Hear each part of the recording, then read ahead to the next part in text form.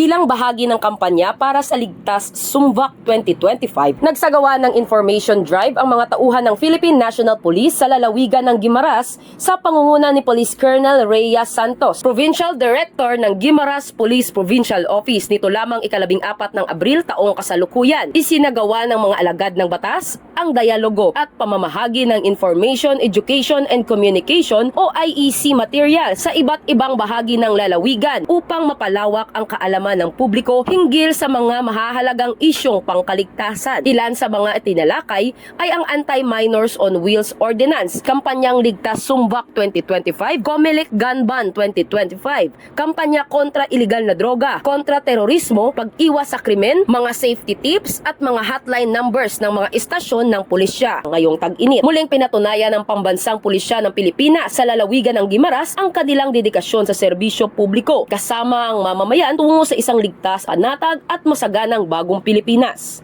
Mula rito sa Police Regional Office 6, ako ang inyong PNN Correspondent Patrolwoman Justin May Halyores, alagad ng batas, tagataguyod ng Balitang Pulis.